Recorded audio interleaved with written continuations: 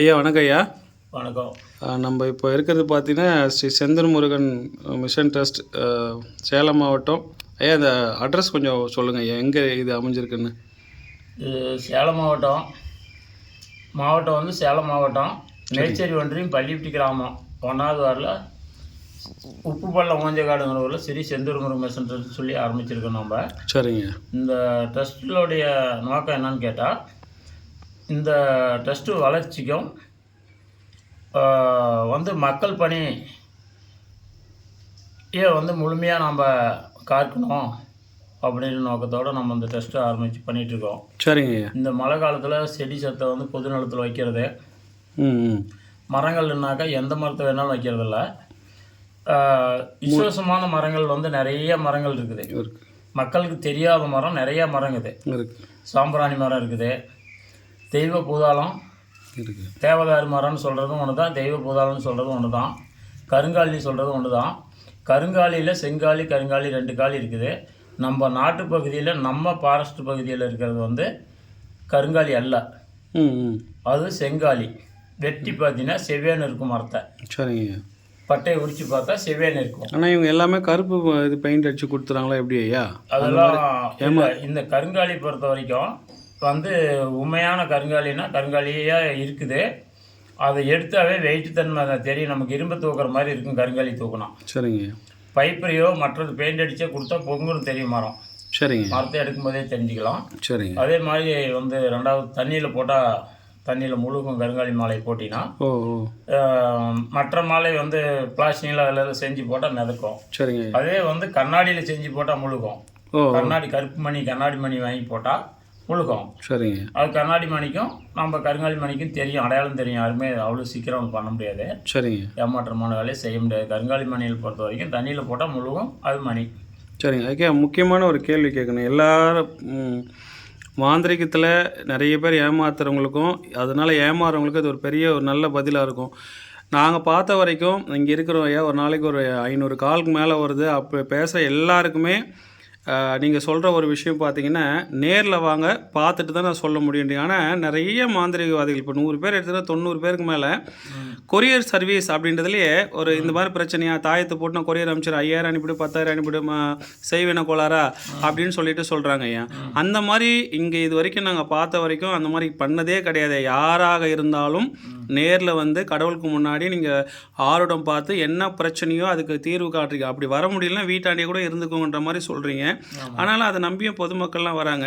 இந்த மாதிரி நீங்கள் ஏன் கொரியர்லாம் அனுப்பாமல் நேரில் வந்து பார்க்கணுன்னு சொல்கிறீங்க? இது மக்களுக்கு ஒரு விழிப்புணர்வாக நீங்கள் சொல்லுங்கள் ஐயா. வந்து மக்களுக்காக வந்து விழிப்புணர்வுக்காக நான் சொல்லவில்லை. நாம் என்ன சொல்கிறோம்னாக்கா, நம்ம இந்த மாதிரி ஃபோன் ஒரு நிமிஷத்துக்கு ஒரு ஃபோன் வரும், அதனால் வந்து நான் மக்களுக்காக நம்ம சொல்லலை. நான் என்ன சொல்கிறேன்னாக்கா, யார் ஏமாத்துறோம் ஒருத்தன், ஏமாறுறவங்க 1000 பேர் வச்சுங்களா. ஒருத்தன் தான் ஏமாத்துறேன், நான் ஒருத்தன் தான் ஏமாத்துறேன்னு வச்சுக்காங்களேன். அப்போ என்னை சுற்றி இருக்கிறவங்க 1000 பேர் ஏமாந்துடுறீங்க. அதனால் யாரும் யாரை நம்பி ஏமாறாதீங்க. யாரும் யாரை நம்பி ஏமாறாதீங்க. ஏமாந்த வரைக்கும் போதும். உலகம் இது கலியுகம். கலி காலத்தில் வந்து என்ன நடக்கும்னா, கலியுகத்தில் வந்து ஏமாற்றம், பொய், ஃப்ராடு நிறைய விஷயங்கள் நடக்கும். இது ஏன்னா இது காலத்தினுடைய கோலம். இது நம்மளா பார்த்து இதை பண்ணலை. அந்த காலங்கள் அந்த சூழ்நிலையை கொண்டு போய் உருவாக்கி விடும். அவங்க அந்த ஏமாற்றத்தை செய்வாங்க. அந்த மாதிரி சூழ்நிலையில் இந்த காலத்தினுடைய கோலத்துக்காக வேண்டி நாம் வேஷம் போடக்கூடாது. ஆன்மீகத்தை அழிக்காதீங்க. தெய்வ பற்றிய உண்மையான நேர்மையாக தெய்வ பற்றி மக்களுக்கு கொண்டு போய் சேர்த்துனா தான் அவங்களுடைய குறைகள் தீரும்.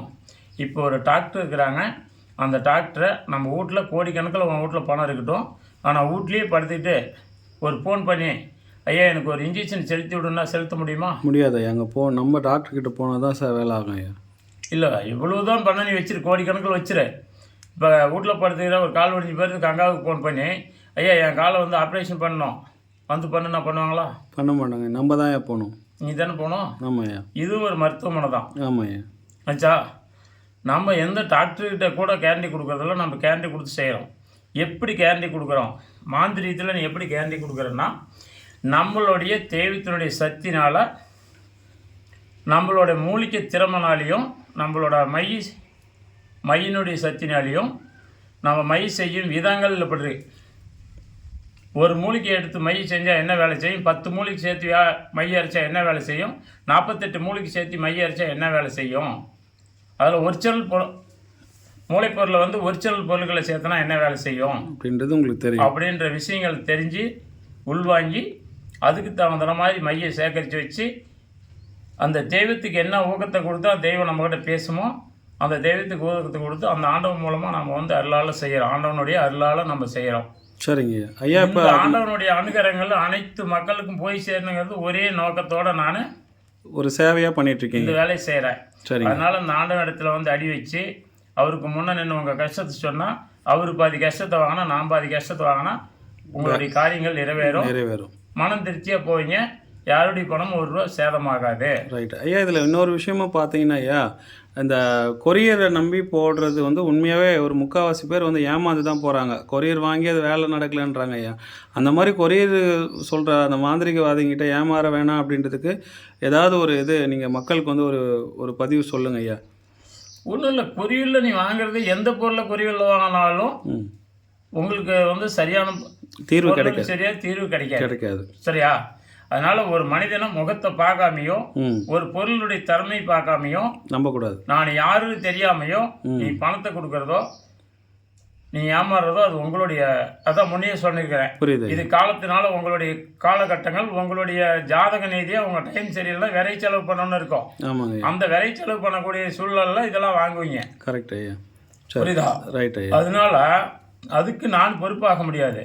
சரி, என்னிடத்துல வந்து உங்கள் வேலை நடக்கலைன்னா 1 முறைக்கு 2 முறை 3 முறை வந்து உங்கள் வேலை நடக்கலைன்னா நீங்கள் கட்டின அமௌண்ட்டில் பாதி அமௌண்ட்டு திருப்பி தரேன்.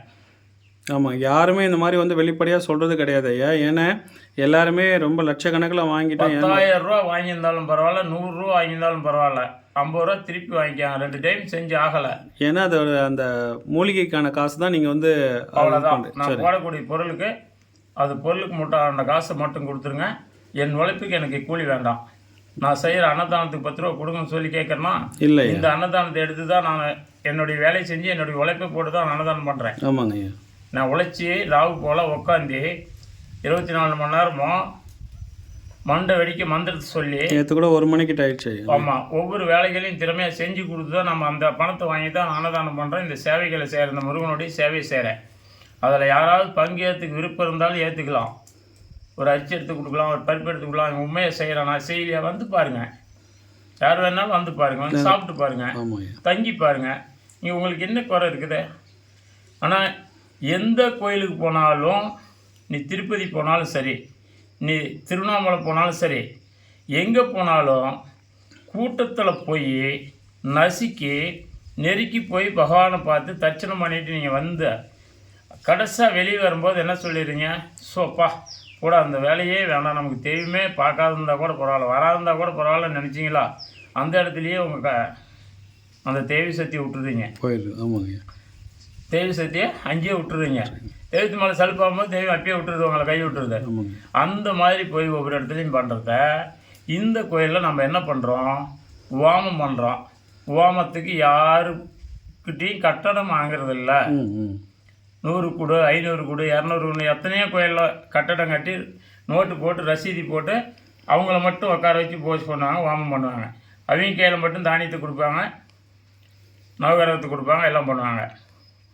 ரொம்ப நன்றி ஐயா, இவ்வளோ நேரம் எல்லாத்தையும் சொன்னதுக்கு ரொம்ப நன்றி ஐயா. நன்றி ஐயா. வணக்கம்.